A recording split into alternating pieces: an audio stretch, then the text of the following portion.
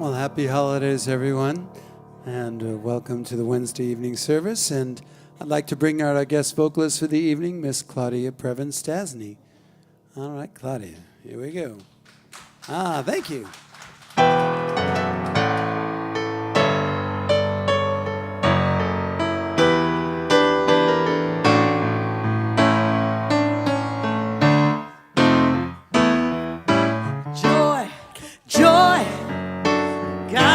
Great joy, joy, joy, down in my soul, sweet, beautiful, soul-saving joy, oh, joy, down in my soul. Listen to the music, the sound of the angels, come and see the child that can make you whole. Away from harm and danger, oh, joy, joy in my soul, joy, joy in my soul, joy, joy, God's great joy, joy, joy, down in my soul, sweet, beautiful, soul-saving joy, oh, joy, joy in my soul, joy, joy in my soul. He sent from up above this special gift of love, more precious than silver or gold. He was sent this holiday to take our pain away. Joy in my soul, joy, joy, joy, now joy in my soul, joy, joy, God's great joy, joy, joy, down in my soul, sweet, beautiful, life-saving joy, oh, joy, joy in my soul. He was go tell it on the mountain, shout it from the valley, tell about the baby in swaddling clothes. Men in every nation will join this celebration. Oh, joy, joy in my soul, joy, joy, joy, joy, joy, joy in my soul, joy, joy, God's great joy, joy, joy, down in my soul, sweet, beautiful, soul-saving joy, oh, joy, joy in my soul, joy, joy in my soul. Unspeakable joy, joy, joy in my soul.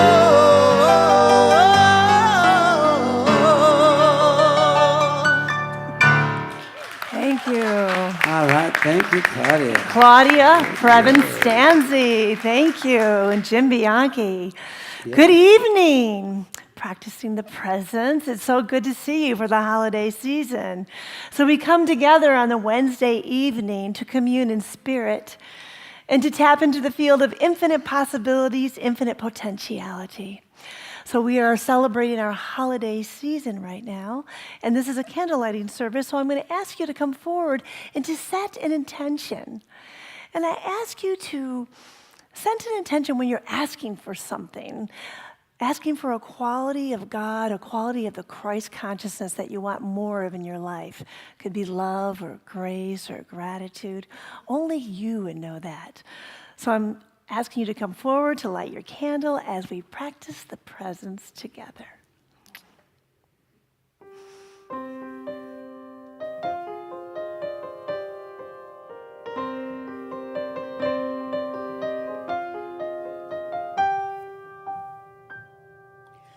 Deep in the darkest winter night,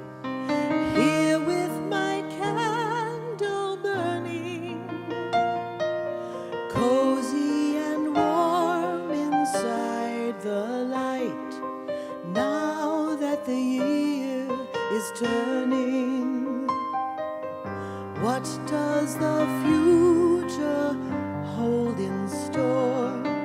Where has our journey brought us? How can we learn from what's gone before? What has experience taught us? We are the future. We can reach for the stars. We feel at home in our own backyard. We want to be who we are. Friendship will light the darkest hours. True love will hold the vision. Peace and goodwill on earth is ours. Let it be our decision. La la la la la la la la la. La la la la la la la la. La la la la la la la la. La la la la la. We are the future. We can reach for the stars. We feel at home in our own backyard.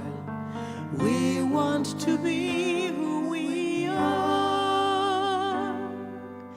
Deep in the darkest winter night, here with my candle burning, cozy and warm inside the light. Now that the year is turning, feel how the year is turning. La la la la la la la.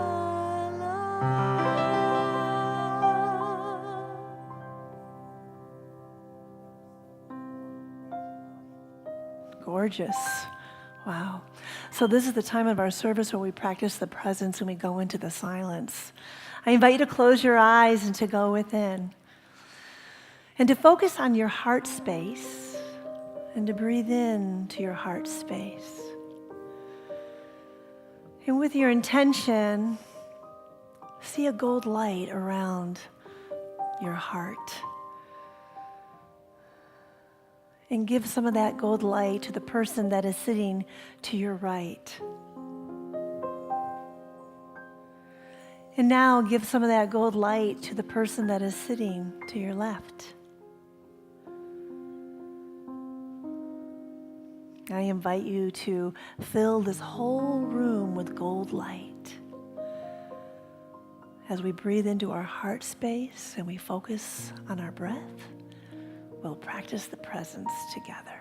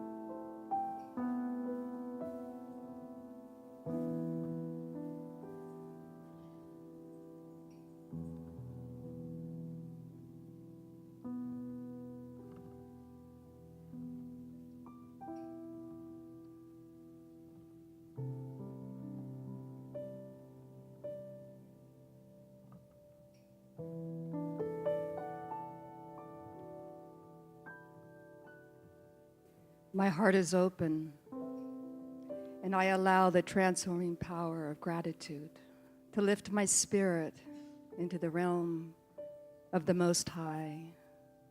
I feel, sense, and know that there's a power greater than me that is felt as the essence of love in this room. All the power that there is, and all the presence that there is, all the life that there is God, the living Spirit Almighty. The Christ nature within me is the joy of my soul and the light in my spirit. The Christ consciousness within each individual in this room. It gives of itself, and it points the way for a greater realization of life, wholeness, oneness, unity within the whole. We are all connected to the divine matrix of life of the One, poised in harmony, in truth, and in peace. I know Reverend Lori's words, they move us with her inspiration and her love. How grateful I am to relax, let go, and enjoy. And so it is. Good evening. My name is Kay Samuelson. I'm a master practitioner here at Seaside. And if you would like prayer after the service, please join us at the chapel. The reading for this evening is Thy Kingdom of Love by Dr. Ernest Holmes. Dr. Ernest Holmes, through the decades, wrote and spoke of the beauty and the magic of Christmas through metaphysical eyes.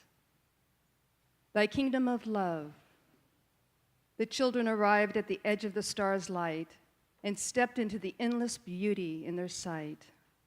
They looked below and all around and up above and realized they were in thy kingdom of love. They heard a soft and sure voice say, the magic of Christmas is here today. Please listen to what I have to say. Again, God's Son, with burning light, dispels of the darkness of the earth's night.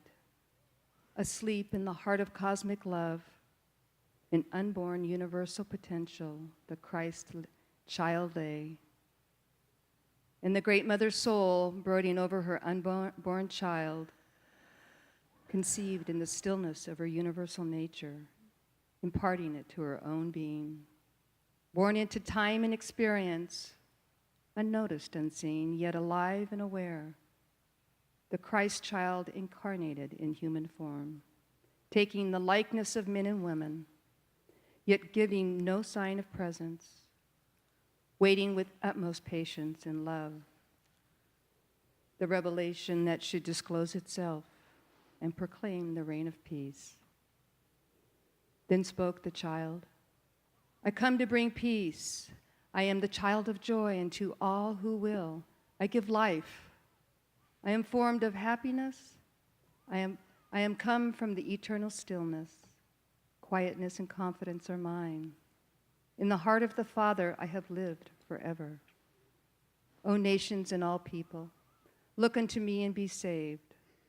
Behold my face with righteousness. In my left hand are riches and honor, and in my right peace forevermore. All that I am, all that I have, I give. And so it is. Let us welcome Reverend Lori. Thank you, Kay. Thank you very much. Thank you, Claudia. Thank you, Jim. What can I say? Merry Christmas. Here it is. 11 more days till Christmas. Do you have all your shopping done? Oh, so I love Christmas. And more than that, I love Jesus the Christ. I have to say I am a little bit of a Jesus freak. I grew up as one, and I just honor him in so many ways. I think I love him more now that I'm a religious scientist because I understand Jesus the Christ. Jesus the Christ embodied the expression of the universe, the invisible and the visible. He orbed every part of it. He became one with it. Ernest Holmes says that when the human embodies the nature of the Christ, you manifest this Christ consciousness. And this is exactly what Jesus did. For he was the great example. He was the way shower to all people everywhere. And nations have risen and nations have fallen, and people continue to look for a Messiah. But Jesus had taught that the kingdom of God is within, and the Messiah lives within us. When we want a healing, it is all from within. When we want personal solutions, it all comes from within. When Jesus wanted to heal a leopard, it was from within, or raise the dead. The kingdom of God is within. Ernest Holmes says that each person is a potential Christ. So you are a potential Christ. It doesn't matter whether you're religious or you're not religious, you still are a potential Christ because this is our divine nature that we have within us. It's almost like the animal world has a divine instinct that guides them and directs them in the path of life. And what we have is we have this Christ consciousness within us, and as we embody the qualities of the Christ, we allow it to direct our lives. And so tonight, what I want to talk about with the Christ consciousness is I want to talk about a couple of the qualities of the divine that we can become more aware of in our life in order to guide us and direct us in divine right action. And the first one is called, could I please have my PowerPoint? Thank you. It's called emergent evolution. When intelligence makes a demand upon itself, it answers its own demand out of its own nature and cannot help but in doing so. In philosophy, he said, they call this the emergent evolution. The emergent evolution is when you ask a question in life, you're always going to get an answer, but you will get an answer only in a way that you can understand the answer. And this is a power that we have within the Christ consciousness that we can use in our life in order to grow and to develop. So when you ask a question, you listen for the answer, or it can come from somewhere else, maybe someone you don't even know. You can get the answer from a movie, or you can get it from the internet. Someone can come up to you and just tell you the answer. You're like, wow, I've been looking for that answer for so long. And this is a part of the divine mind.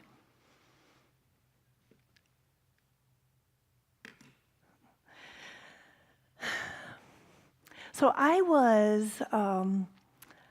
and then there's another one. It's called intuition. We all know that, right? The divine mind and intuition. There's another consciousness of the divine that moves through us. The highest faculty in man is intuition.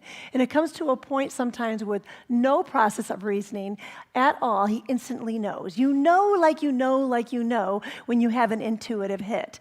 It doesn't matter what is happening in the world. It doesn't matter what people's opinions. You can hear that still small voice that speaks with you.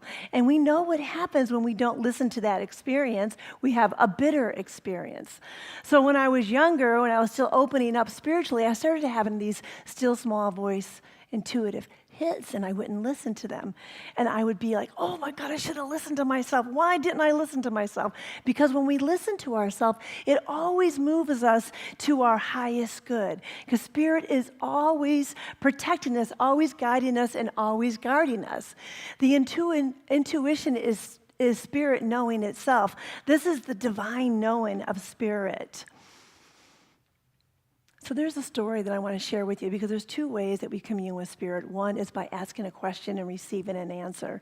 And the other one is by listening to that divine, still, small voice that comes to us. And there was a man that jumped on the subway during the holiday season. And he sat next to a younger man, and you can tell the younger man, his head was down, and he looked a little depressed, but he usually didn't talk to people on the subway. And the older man got this nudge to talk to the younger man within his mind. And he's like, no, I don't want to talk to anyone right now.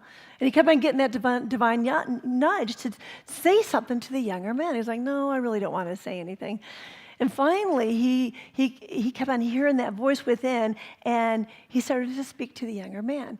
And as the younger man raised his head, you can tell that he was sad, and he had been crying. And they had talked about 20 minutes, but they didn't talk about what was wrong in his life. And so when the train stopped, and the older gentleman got off, the younger man said, "Thank you for being my angel." And about a week later, the older man was at work, and his secretary comes into his office. And she said, a younger man came into the office and he described you to a T. So I knew it was you. And he gave me this envelope to give to you. And on the front of the envelope, it says, Angel. And as the older man read the letter, the younger man was describing how he was having a difficult time in life. And that day that he was on the train, he was going to go home. He was going to go home and he was going to commit suicide. But he went into prayer and he asked God, if you don't want me to commit suicide, have somebody talk to me. Have somebody speak with me. It doesn't matter who it is. And that older man was the one that spoke with him. And so he knew that was a message from God. Now, the older man wasn't religious and the older man wasn't spiritual at all. But because of this situation, he realized that anytime he has that divine, still small voice that comes into him, that he needs to act upon it.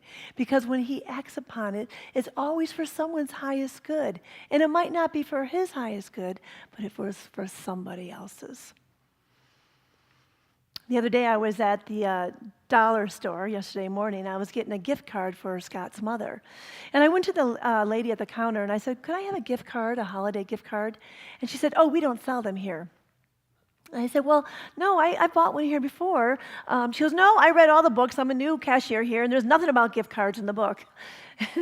I said, do you think you can ask your manager if they have gift cards? So she went and got the manager, and the manager said, yes, we have gift cards. So she taught the new girl how to put together and to sell a gift card.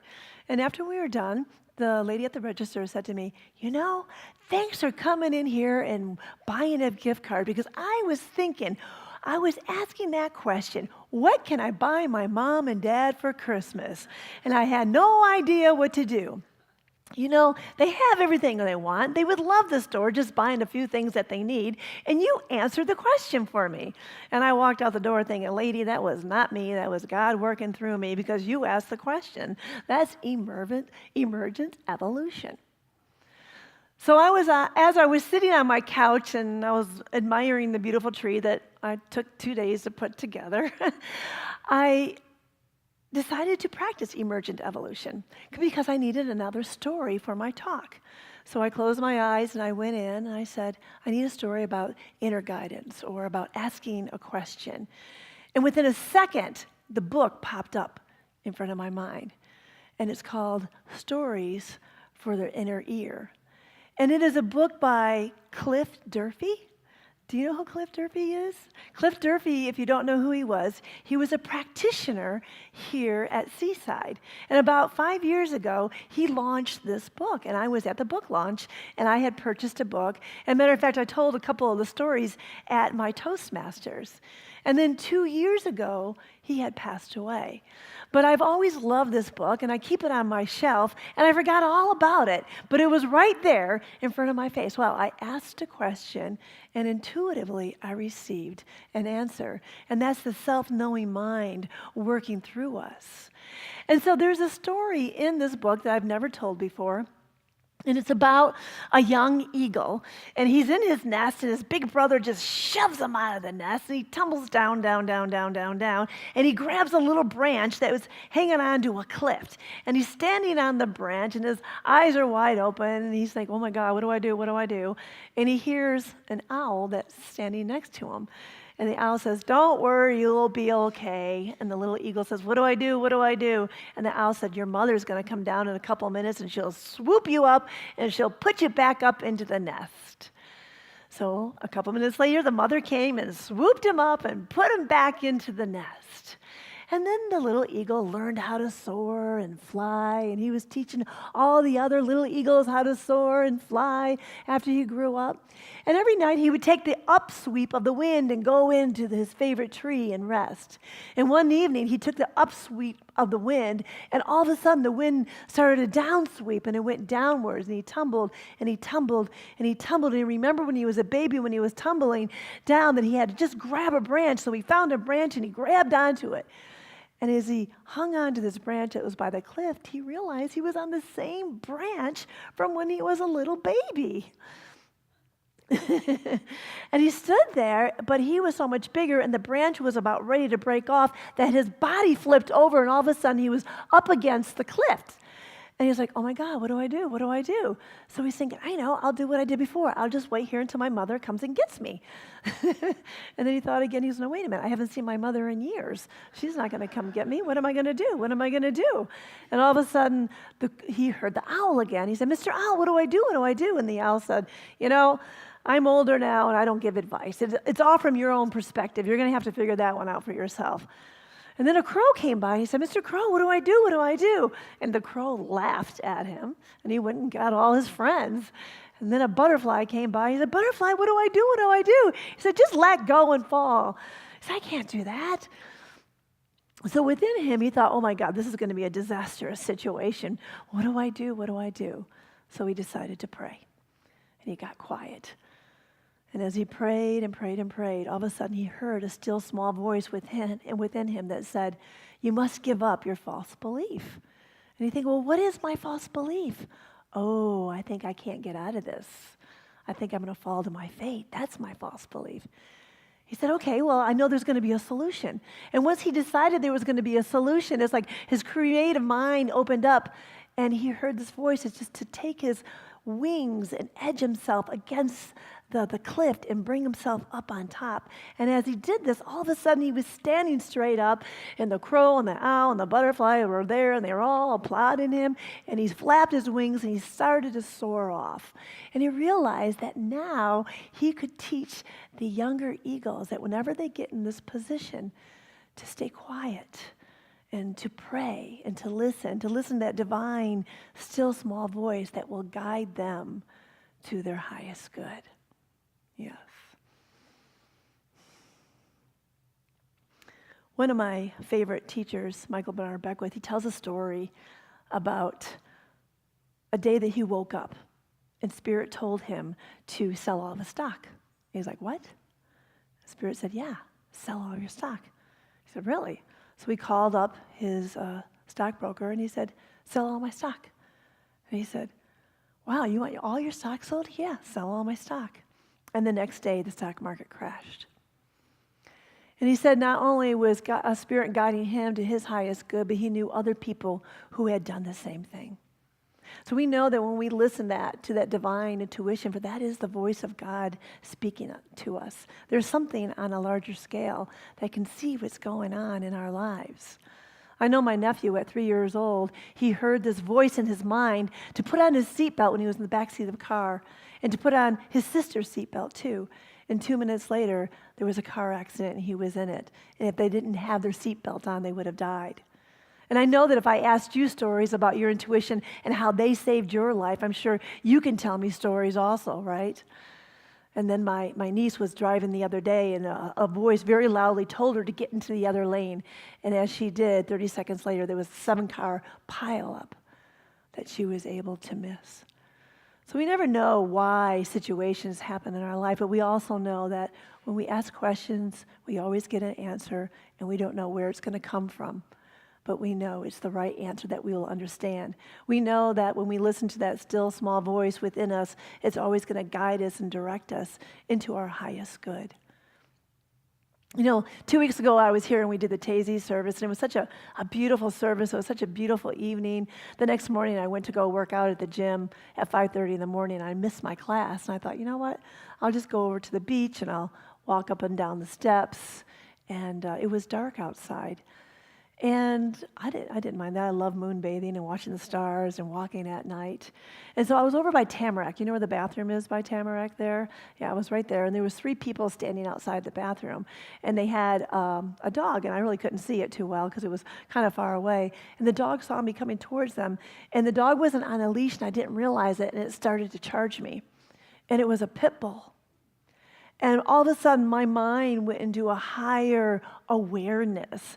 And I went and I grabbed the pony wall that they had, that fence, and I put myself up on it, and the dog started going after my feet. And I swung one leg around the fence, and my other leg was still down there, and the dog had the bottom of my shoe. And it wouldn't let go. It was a pit bull. So now I'm doing like the Russian splits over the fence, right? And I had this 50-pound dog hanging on my foot. I'm like, get your dog, get your dog. And it came to me very clearly that I was going to have to take the drop. And as I looked down, I realized that I'm going to be dropping 6 feet down. But it was almost like, when you're gonna jump from a burning building. It's like, well, do you want to stay or do you want to go? You want to go, right? So I went, and as I fell down 6 feet, my foot glided out of my shoe gently, and I fell down on the fattest part of my body. And so I laid there in shock and awe, and I couldn't believe what had just happened. And I got up and I was unscathed. And of course, the people asked me if I was okay. And as I walked away in deep gratitude, because I realized that if that dog would have attacked me and if the dog would have got me, that I would have been in the hospital.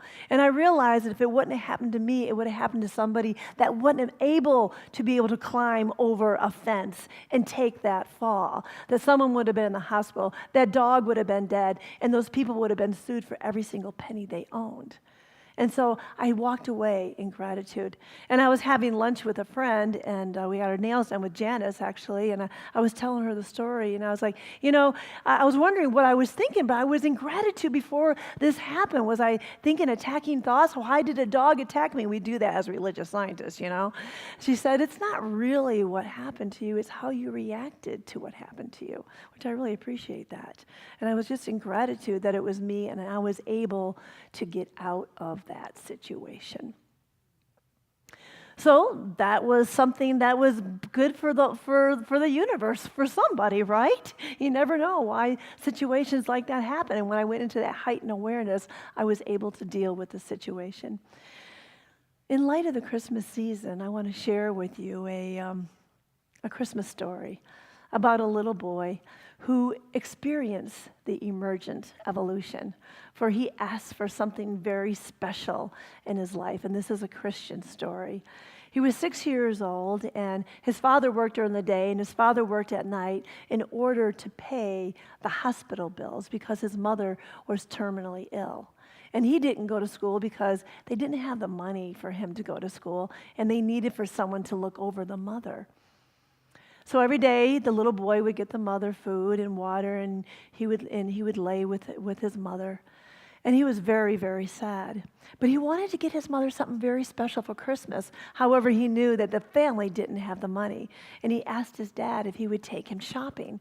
So his dad took him shopping. And as his father wandered off into another department, the little boy was in the shoe department, and he saw these beautiful red shoes. And he knew that these shoes would fit his mother perfectly. And so he hurried and took him to the counter. He didn't want his dad to see him because he knew his dad would tell him no. And there was a price of $20 on the shoes. And so he went into his pocket and he pulled out 4 handfuls of penny, and he put them on the counter.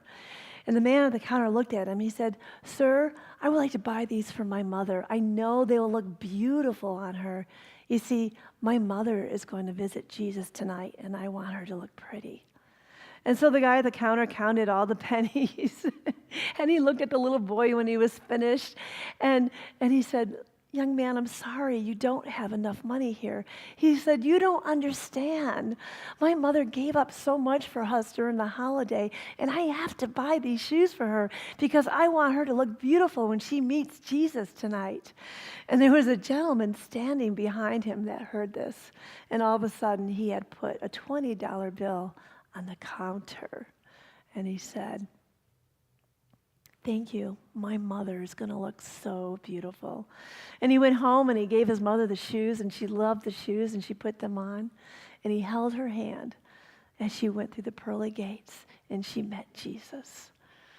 And that is a beautiful story of emergent evolution and what happens when we ask for something in our lives and we don't know how it's going to come about. You know, once upon a time, you and I, we existed as spirited souls in another dimension. It was a dimension that was quite different than this one here. And in that time, and in that place, we heard marvelous, wonderful stories about a journey that we could take called a journey on planet Earth. So we decided to put a request in, and we went to God. And God said, are you sure you want to go? Life is a lot different there than it is here. Here, all you know is the light of truth. But on planet Earth, it's not finished yet. They're still in their creative process. And we said, oh, yes, we want to go. We don't care if it's still in its creative process. We don't care if it's still not finished. We want to be a part of planet Earth. He said, are you sure you want to go? He said, we can't guarantee how much time you're going to have there. You might have 2 days or 2 months. You might have 20 years, 70 years, or maybe even more. Are you sure you want to go? As eager spirited souls residing in the light of truth, we were like, yes, we want to go. We understand that life is eternal. We understand that life doesn't begin and it doesn't finish on planet Earth. Yes, we want to go. And God said, well, in order to go, you're going to have a body. And I can't guarantee what kind of body you're going to get. It could be tall, it could be short, it could be strong, it could be frail. But I can't guarantee you anything. But I know that your body will give you many beautiful experiences. And as eager spirited souls residing in the light of truth, we were eager about the prospect of getting our own body. And we said, yes, we want our own body. And we know there's no guarantee what kind of body that we are going to receive. But yes, we want to have our own body. And we understand that the body is a beautiful temple for the human spirit. And we understand that we're going to have many beautiful experiences in that body that we will hold in our consciousness forever. Yes, we want to go. And God said, well, I can't guarantee what kind of experiences you're going to have either. You know, there's many people that wander off into the darkness and they get confused and they forget the light of truth. You might experience bigotry, you might experience discrimination.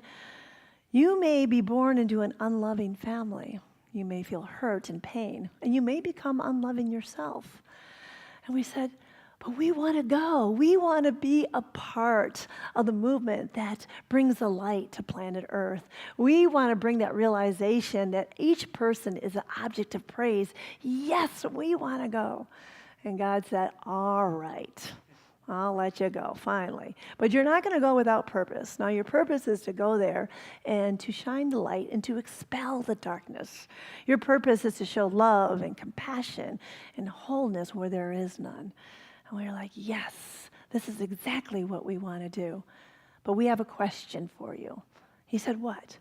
Well, how do we navigate around? Like, how do we know how to show our wisdom and love and compassion? He said, all you have to do is go to your heart. All you have to do is ask a question. And I will answer that question in a way that you will understand. And all you have to do is listen. Listen to that divine, still, small voice that is within you, and I will guide you and direct you on your path. And we said, wonderful. So as we were leaving the pearly gates, he said, one last thing, my dear child. Don't forget to keep in touch. And so I invite you to close your eyes. We'll invite Claudia to come up and to go within and to go into that heart space. And I want you to ask a question that you have in your life right now. What is that question? What is the next step to my greater yet to be? What is the next step of my evolutionary process? What must I become? What is your question that you have for the divine? Because whatever your question is, We know that the universe, intelligence, will answer this question in a way that only you will understand. For you are that essence of love. You are that essence of light that shines throughout eternity. And I know whatever intention that you made this evening for the candle lighting, that it comes into fruition with ease, with grace, with love, with wholeness, and with oneness. And I'm grateful for each and every beautiful soul that came here today. And I just let this be. And so it is.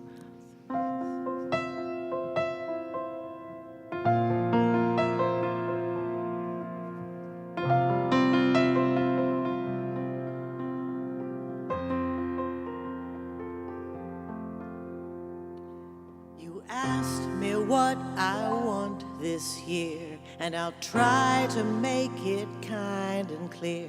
Just the promise we will all find better days.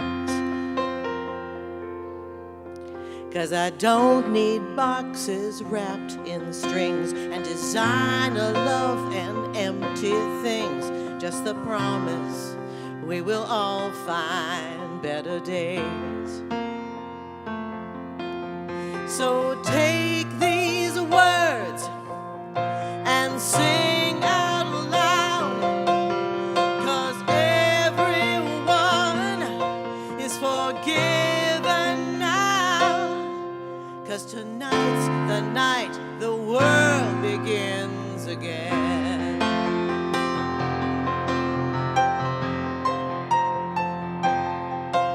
It's someplace simple that we can live, and it's something only you can give, and that's faith and trust and peace while we're alive.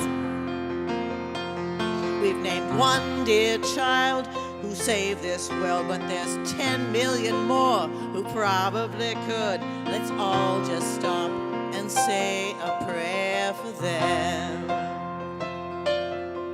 So take these words and sing out loud, 'cause everyone is forgiven now.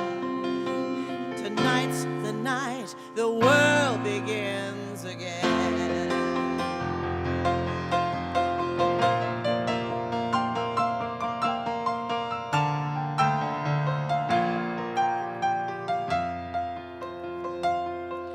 I wish everyone felt the peace tonight and somehow stop this endless fight and spread the word that we have better days. So take these words and sing out loud, 'cause everyone is forgiven now. 'Cause tonight's the night the world begins again. 'Cause tonight's the night the world begins again. Thank you, Claudia. There you go. So this is the time of our service we practice the practice of giving and receiving. So I invite our ushers to come forward, knowing that your gifts expand and grow the consciousness of Seaside. So I invite you to take your gift and to place it over your heart and to close your eyes and to go within. So I recognize that these gifts are the gifts from the divine. Eternal giving is always the expression of spirit, knowing that each person here, their lives are opulent, always expanding, always growing. And the divine opportunities of abundance are always coming into each and every person here. I'm grateful for the love and for the joy that is given here at Seaside for Center for Spiritual Living and for this beautiful community. And so it is. There you go. Together we say, freely I give, freely I receive. I'm immersed in the universal flow, knowing my gift does good work in the world and returns to me multiplied abundantly, and so it is. There you go.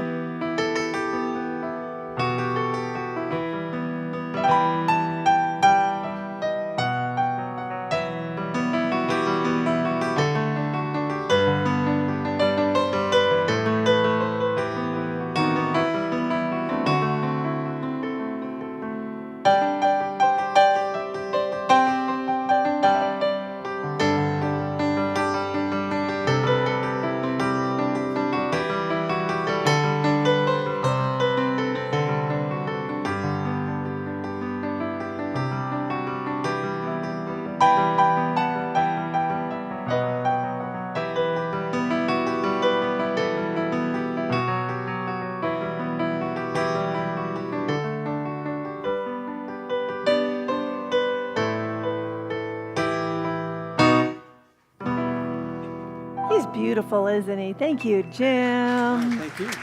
Absolutely beautiful. So now is the time for our Circle of Love prayer. And if you have anyone in your life that may need support at this time, I'm going to invite you to raise your hand, and I'll call upon you, and I'll ring the bell, and we'll put them into the consciousness of the room, and then we'll do a healing prayer for them.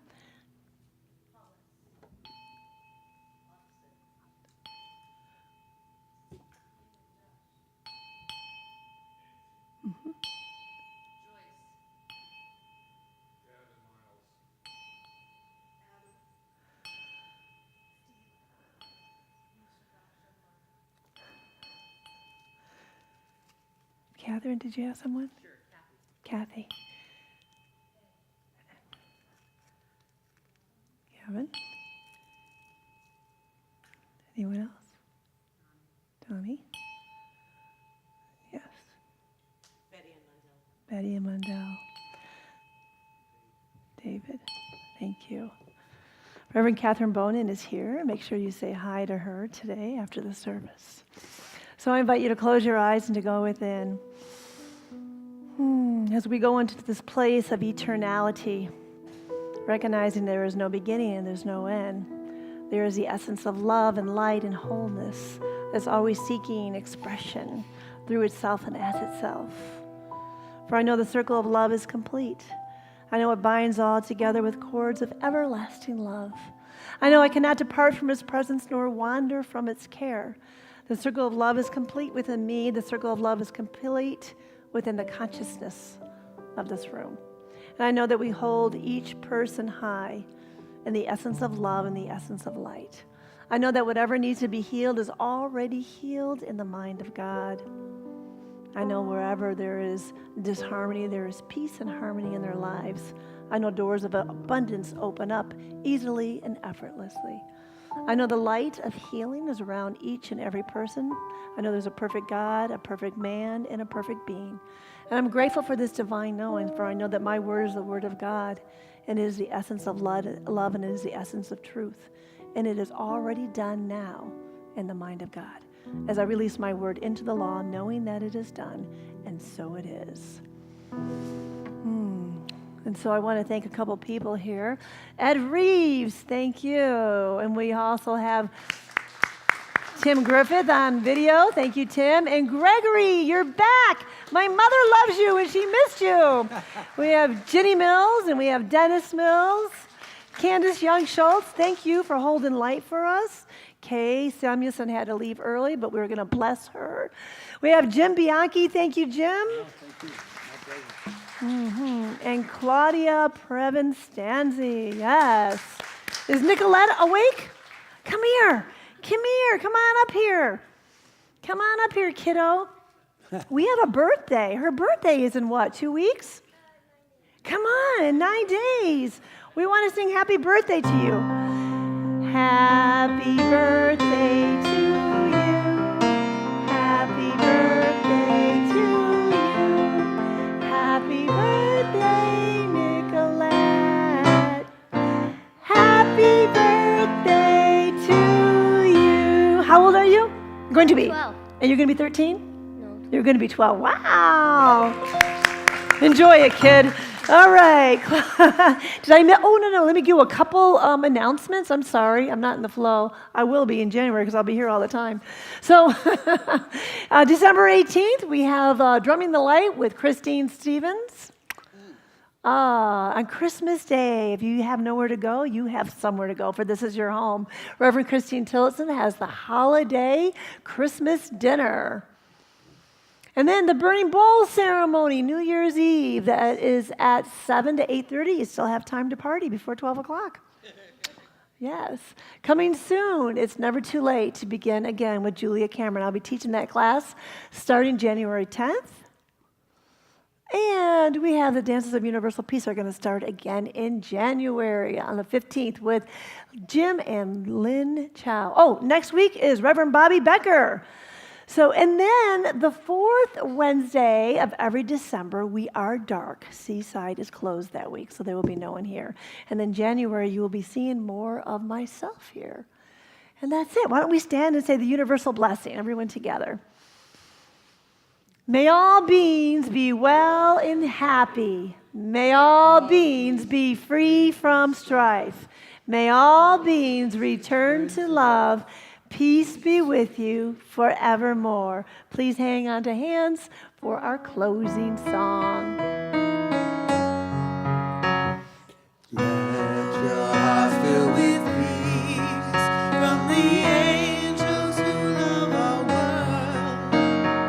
Let your heart fill with peace from the angels who love our world.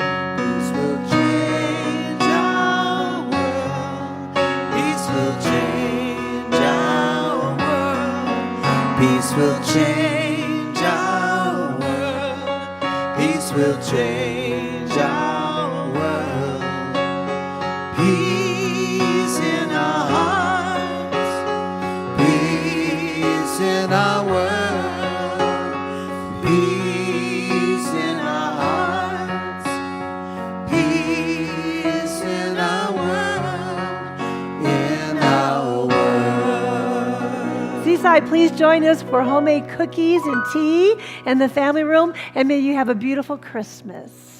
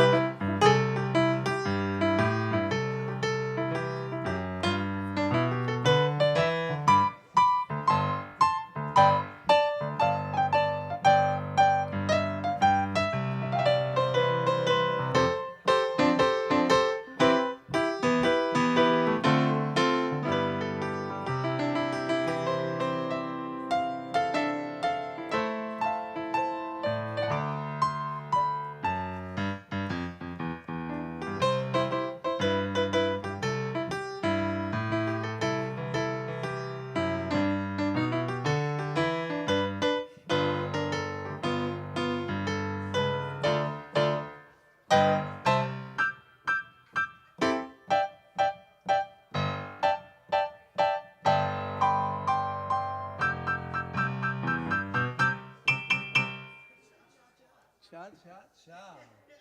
Yeah, yeah.